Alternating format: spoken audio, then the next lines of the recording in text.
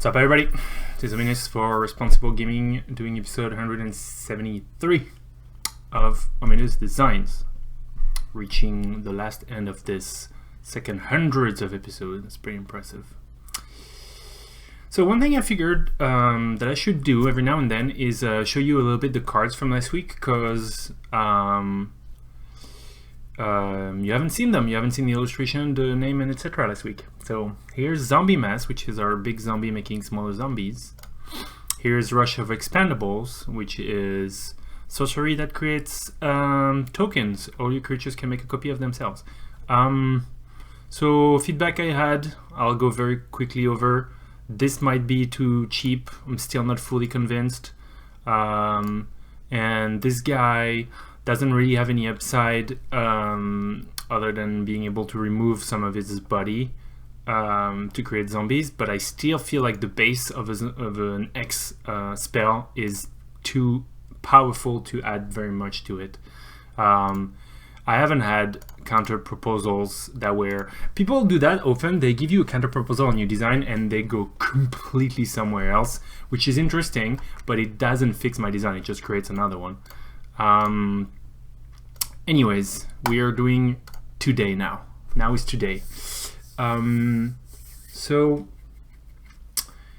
I hate it when you do that, is our title. Based on my first design, and I kind of got the idea of a theme by riffing off from it. So let me remember what type. It's gonna be a creature, so we're gonna copy this guy,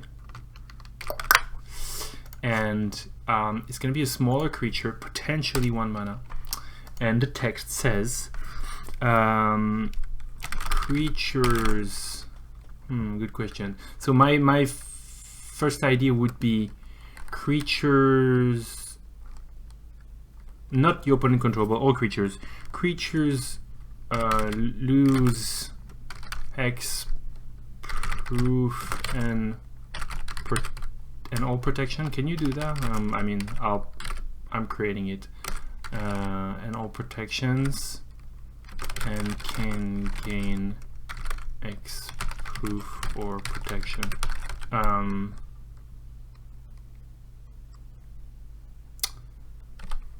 Yeah, I don't know. There is probably a better template. Like, I think it's not been. It's never been pointed at. Like, you can't have protection against anything, or so there is no wording for it. They lose X proof and protections against anything, and all protections. It's hard to tell how you would word that. And can get X proof or protection. Make your own wording. Like I said, I'm pretty sure that doesn't exist. So the theme, in case you haven't picked up on it, is stuff that's really annoying to some people. So hexproof and protection, you know, pretty darn annoying. So I was thinking what I could do is put that on a merfolk.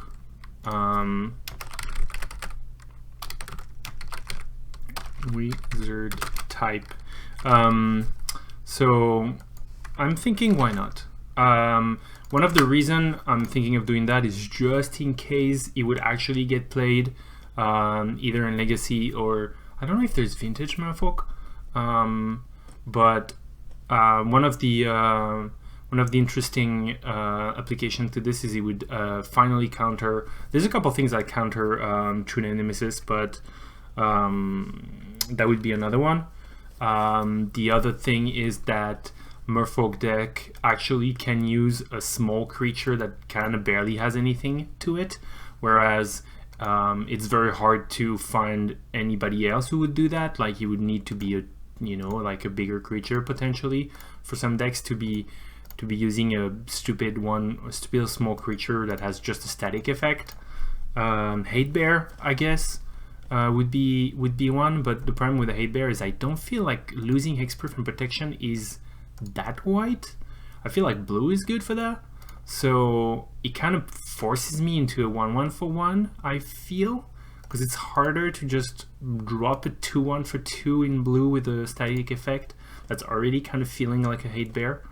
So I think therefore you kind of want a 1/1 for 1 to not just open hate bear kind of type decks to blue, and therefore Merfolk is probably one of the only one that might use it. So that is all. I mean, so the other thing is, can I make only my opponent's creature lose Hexproof and protection?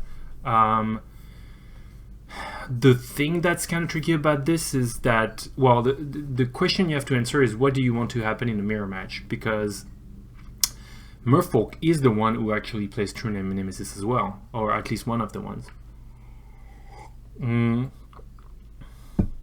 So, you know, do I want to kill only my opponent's true name and then kill them with my true name?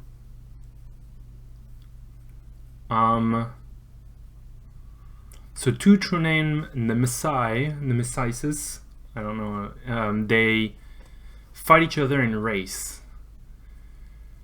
A true name backed up with when one of those wizard deactivate your opponent's true name. I guess no, they don't. Well, they race. They can't. No, they can't block each other because they have protection. So before they used to race. Now you just deactivate your opponents and you keep yours.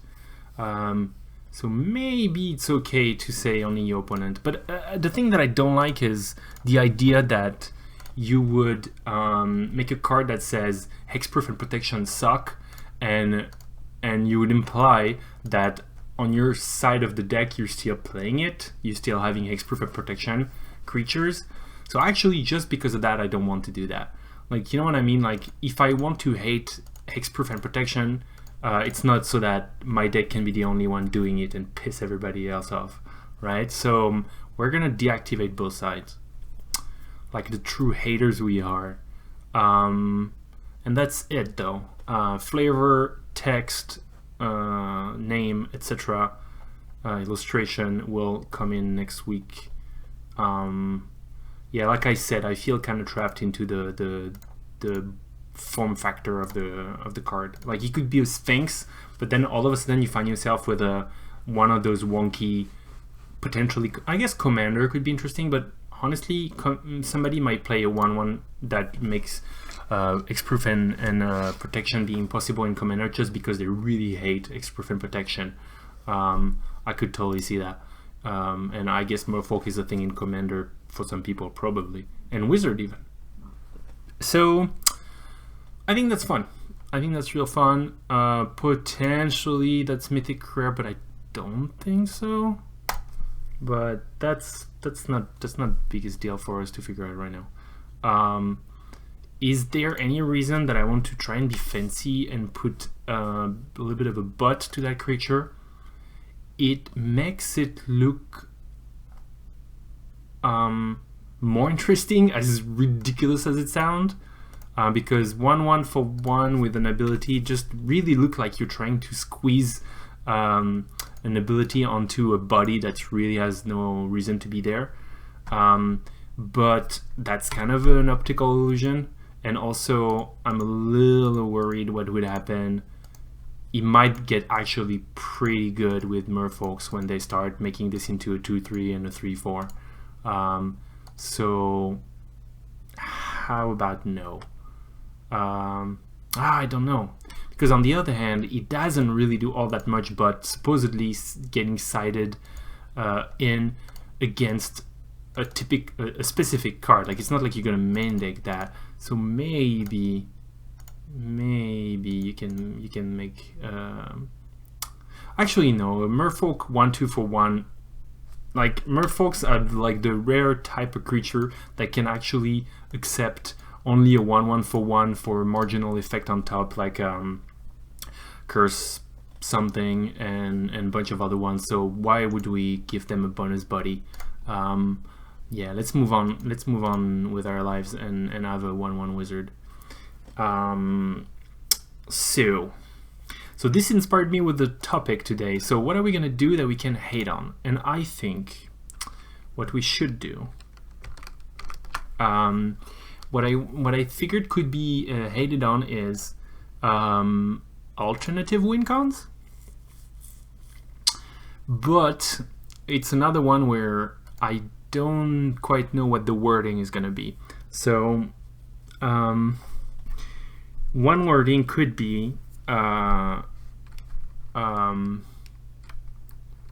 players can't win or lose the game because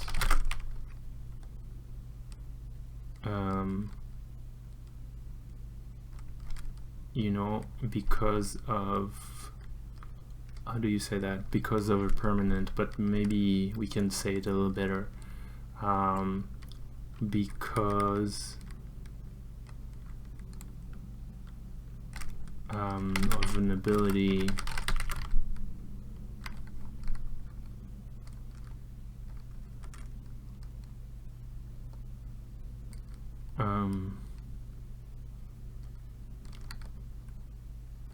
of a permanence ability of a permanent, which sources in a permanent on the battlefield or permanent.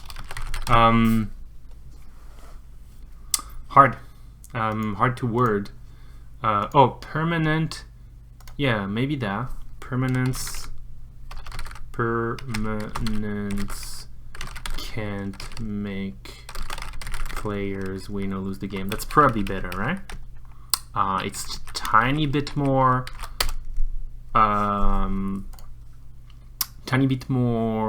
ambiguous, just a tiny little bit, because we're not permanence. By permanence we're thinking permanence with static effect abilities and etc. But Magic does that. Magic goes to the intuitive wording every now and then, and don't do the full wordy contain every edge case kind of wording. So I think that could actually work. I do think, on the other hand, this one might be white. It could be white, I think. And hell, why not a 2/2? And you can't really do much else, right? On a card like that, I don't think. Why not a cleric? You know, it's your new hate bear. Now, in all fairness, shutting down alternate win cons could be well, I don't know. I was gonna say could be too powerful, but it's not really true, because the decks that want to win in a weird way, it's not always that they have a card that says you win the game. It can be that they're playing Valakut. It can be that they're playing Oath of Druid. It can be that they're playing sneak attack types, that they're playing Splinter Twin kind of thing. None of them say you win the game. The way you win the game cards, for the most part, are mostly niche. You know what? What I would now what I wonder is, oh no, that's not good. That might be too powerful because of something funny. Permanence can't make players lose the game, which means that you could have cards that have a crazy downside of losing the game and neutralize this effect, and that I don't know. And that I don't know if it's too good. For example, you could play the Pact, the Liliana's Pact, when you have 4 choices and the 4th one is you lose the game. That would be fine. But is there like huge demons or crazy things like this that could cost you the game and they don't anymore? I wonder.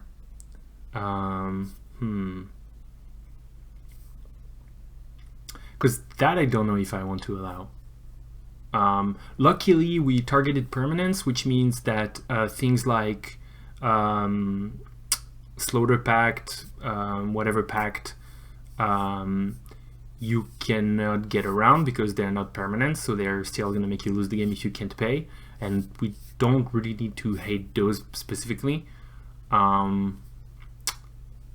Yeah, I don't know. I think, like, well, actually, you know what? Let's do a little gather research. So, advanced, rule text, lose the game. So this card is not gonna counter exactly this. I was gonna say can't win, can't lose. It only says permanents can force somebody to win or lose. So you cannot actually get around this guy. Then what? Okay, we don't care about old empty cards. You can't lose the game this turn. You lose the game. I know this one. Why I looked? Oh, lose the game is not. Target player loses the game. Done. This one is countered. Exquisite Archegem. If you would lose the game, that doesn't work. This is not a permanent. Enchantment. Well, there's a few of them, isn't there? There is 43 cards here. I just want to see if some of them I know. Phage not being able to make you lose the game is fine. I think, yeah, especially if you need to combo with it. You lose the game, it's an enchantment. If damage within is gonna let me card, if you can't use the game. Ooh. Ouch. You know what? This is a 4 black mana enchantment. If you want to pair that with a creature, I'm okay with it, but you become invincible though. So that's fine. What else? You can't lose the game. Super haste, I don't care. Pact, we don't care. Enchantment, you don't lose the game, we don't care. It's only the things that says you lose the game. When you have 20 or more left, you lose the game. That's also a problem, but that's also an enchantment for 6. Each player loses the game, so that kills Triskaidekaphobia. That player loses the game, it kills Vraska's ultimate, we don't care. Okay, so it's not that big a deal. And do we want to have a quick look at what it kills in terms of alternate win cons? Yes, we do. The answer being win the game. You win the game, so it kills Elocutors, it kills if you control no the permanent Baron Glory, 200 more cards, Battle of Wits. It just kills the stuff that doesn't actually really matter. It kills Biovisionary, kills Darksteel Reactor. It's actually, I really like it. It kills all those weird alternate cons. Now, listen, I decided that something somebody might hate is alternate win cons. As it turns out, I don't. I could decide that I hate one of my buddy's deck that has an alternate win con that's really annoying, but there's a very fair chance that this card is actually the one people hate, especially the commander player. If you put this in your deck and relentlessly every time somebody's trying to pull off a funny win con, you shut that down, they might get pissed off. Then again, they can remove that creature, and also it actually does protect you against the funny smartass that's coming with a commander deck that has 10 alternate win cons in the commander deck and always randomly just completely stop the game in its track because he just pulled one of his funny cards. I'm playing devil's advocate. I think alternate win cons for the most part are hilarious and fun and interesting. But I do think they could be one of the suspects on the list of what my people hate. So there you go. I made a card not for me. Also, an important rule that we learned from Mark Rosewater: don't make every card for you to find fun. Right? I don't think everybody would hate that one. And I think that's enough talking about this human cleric that would be potentially a human cleric type. Yes, that is all, indeed. I'm pretty happy. I think we targeted two things that are kind of interesting. We did also create two wordings that had no precedent, so we can't be wrong, but we also probably are not right. There's probably better ways, though I do like this one in particular. Permanence can't make players win or lose the game. It's fairly elegant and not too ambiguous, so I quite like it. This one I like less because I had no idea how to point at protections at large. But regardless, I'm sure somebody will have a better one for this. And you will be able to see that not tomorrow, but the day after on Wednesday, when I will post the cards on the blog, on Twitter, Facebook, and on Reddit, Custom Magic. Do check it out. This video will be up very soon, very shortly, but you're already looking at it, so you don't care. And now it's time to say bye. I thank you. I do ask for your feedback and your comments by any medium of your choice or choosing. You even choose that if you want. And that will be it. I'll see you next week. 174 will be the number of the episode. Looking forward to it. Thanks for watching. See you next week and play responsibly.